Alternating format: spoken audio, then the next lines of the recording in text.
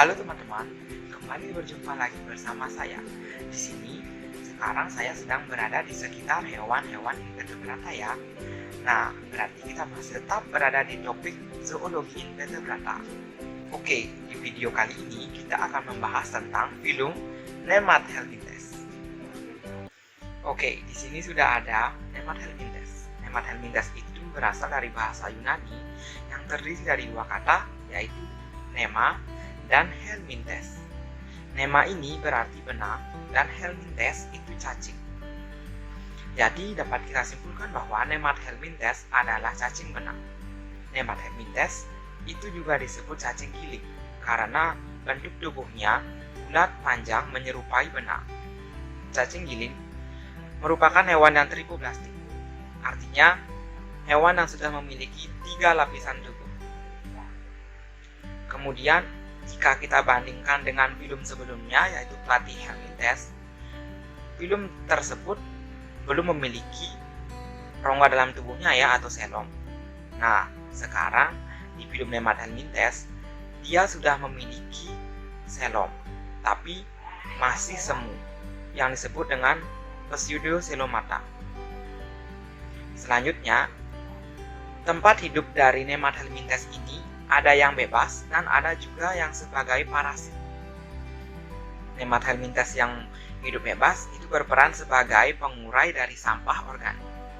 Kemudian Nemathelmintes yang hidup sebagai parasit tinggal di dalam tubuh hewan atau manusia.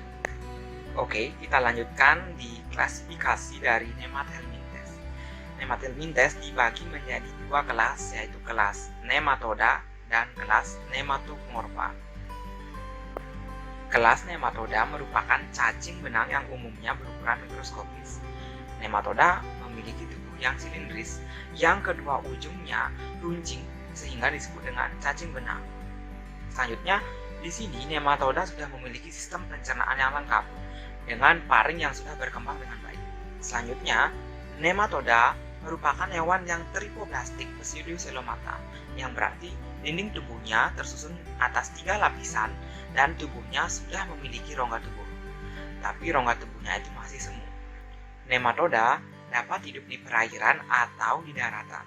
Ada juga yang parasit di dalam tubuh manusia dan hewan. Nematoda merupakan hewan yang terdapat dalam air dan tanah, sehingga tak jarang nematoda ini dapat menimbulkan infeksi terhadap manusia dan hewan. Terlebih lagi, jika manusia dan hewan tersebut tidak menjaga kebersihannya. Contoh spesies dari kelas Nematoda bisa kalian lihat sendiri ya di gambar di sebelah. Kemudian kelas Nematomorpha. Cacing ini berbentuk menyerupai rambut. Tubuhnya dilapisi oleh kutikula yang polos dan tidak bercincin.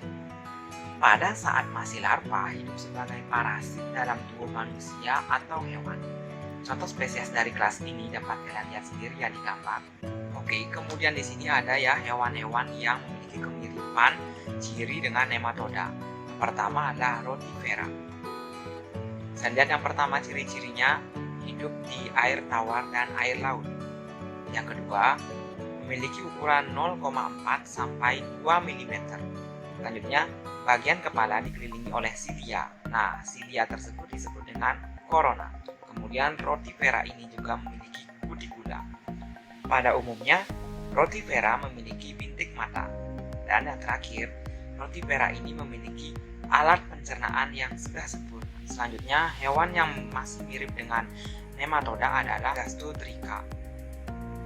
Sama seperti Rotifera, Gastotrica juga hidup di air tawar dan laut. Ukuran Gastotrica juga hampir-hampir sama dengan Rotifera.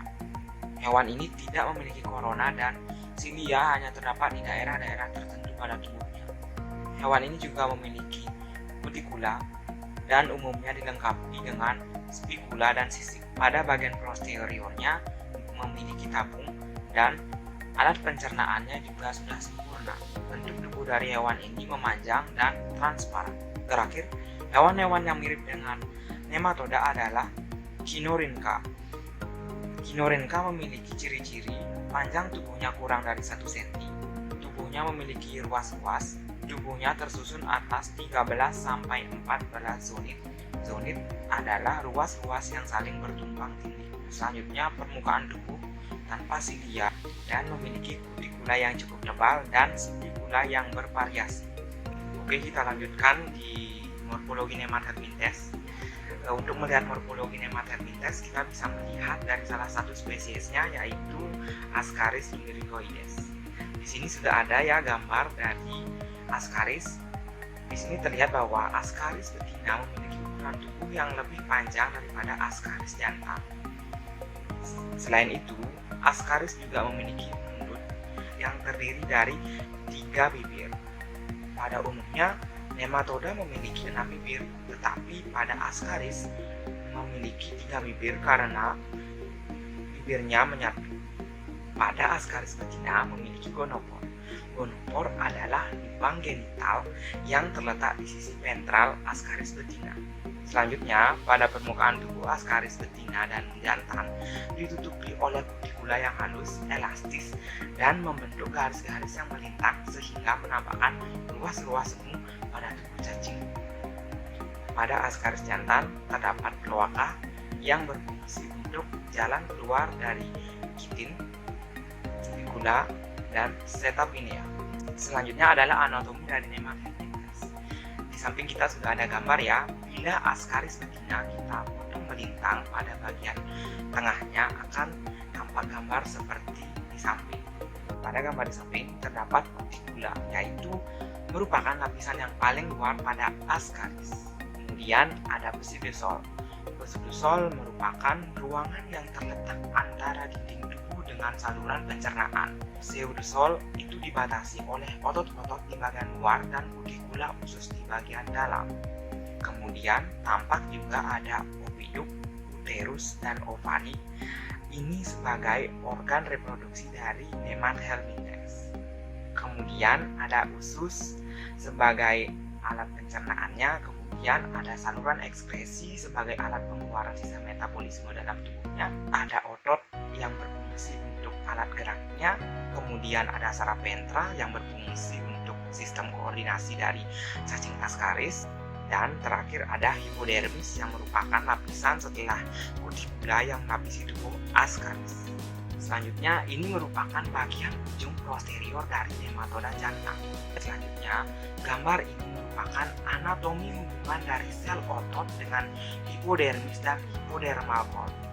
Selanjutnya, kita bahas tentang fisiologi dari Nemathelminthes. Yang pertama, kita akan membahas tentang sistem gerak dari Nemathelminthes. Gerak pada Nemathelminthes disebabkan oleh adanya otot-otot yang terdapat pada dinding tubuhnya.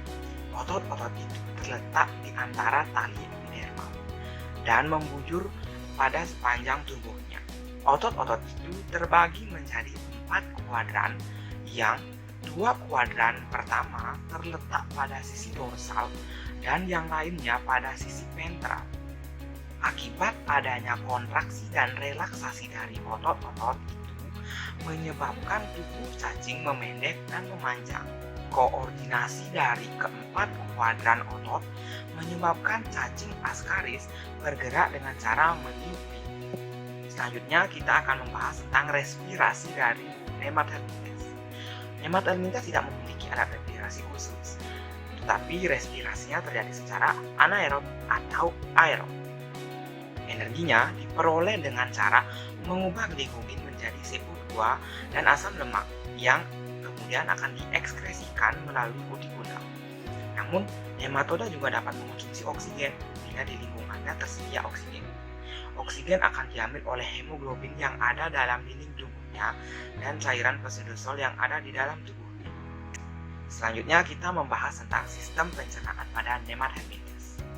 Mulut Ascaris dikelilingi oleh 3 bibir. Dari mulut kemudian berlanjut pada faring atau esofagus yang berbentuk silindris. Faring atau esofagus ini merupakan saluran pencernaan bagian depan yang akan berlanjut ke intestin, yang merupakan saluran pencernaan bagian tengah. Makanan dihisap oleh sel-sel kelenjar dari faring yang menghasilkan enzim, dan intestinnya menyerap makanan serta melaksanakan pencernaan secara intraseluler.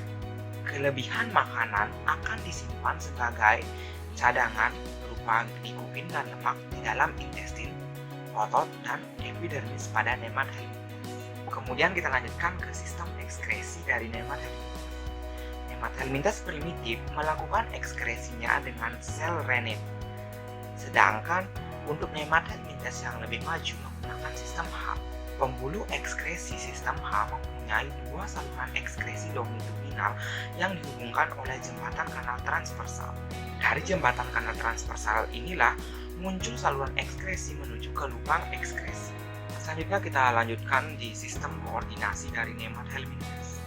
Sistem syaraf dari nemat helminthes meliputi sebuah cincin sirkum faringeal yang mengelilingi faring. Cincin saraf sirkum faringeal itu berhubungan dengan banyak ganglion. Ada ganglion dorsal yang tidak berpasangan dan ada ganglion subdorsal yang berpasangan. Pada tiap sisi dari cincin saraf sirkum faringeal terdapat sebuah ganglion lateral yang terbagi menjadi 6 ganglion. Kita lanjutkan di sistem reproduksi dari nemat helminthes. Nemat helminthes berumah dua, fertilisasi internal di dalam ovidum.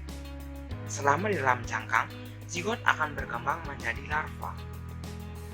Alat reproduksi dari nemat helminthes jantan adalah testis, vas deferens, seminal vesicle, saluran ejakulasi, seta pineal, dan lubang kelamin. Selanjutnya, alat reproduksi dari betina adalah ovarium, ovidum, uterus, vagina, dan vulva. Selanjutnya, kita akan membahas tentang daur hidup dari Ascaris lumbricoides. Bisa kalian lihat pada gambar. Gambar yang pertama itu menunjukkan adanya Ascaris dewasa di dalam usus halus manusia. Dan kemudian yang kedua, telur itu keluar bersama feses manusia. Dan yang ketiga, telur berkembang menjadi embrio. Gambar keempat menunjukkan bahwa manusia tertular telur Ascaris melalui mulut. Kemudian telur Ascaris menetas menjadi larva di dalam usus halus manusia. Kemudian larva keluar dari usus halus dan bermigrasi ke jantung dan paru-paru. Dari paru-paru masuk ke faring atau kerongkongan dan masuk kembali ke dalam saluran pencernaan, kemudian tumbuh menjadi Ascaris dewasa. Jadi, Ascaris lumbricoides menggunakan tubuh manusia sebagai tempat mereka bereproduksi. Ascaris ini terdapat banyak di daratan, yaitu di lumpur atau di perairan yang kotor, sehingga untuk terhindar dari infeksi cacing Ascaris lumbricoides ini, kita dapat melakukan tindakan PHBS atau perilaku hidup bersih dan sehat. Oke, terima kasih sudah menyaksikan video saya dari awal sampai akhir. Jaga diri kalian dari cacing Ascaris lumbricoides karena cacing ini sangat berbahaya jika cacing ini berada di usus kalian. Tetap melakukan perilaku hidup bersih dan sehat agar tidak terinfeksi dari cacing ini. Saya tutup video kali ini dengan sampai jumpa.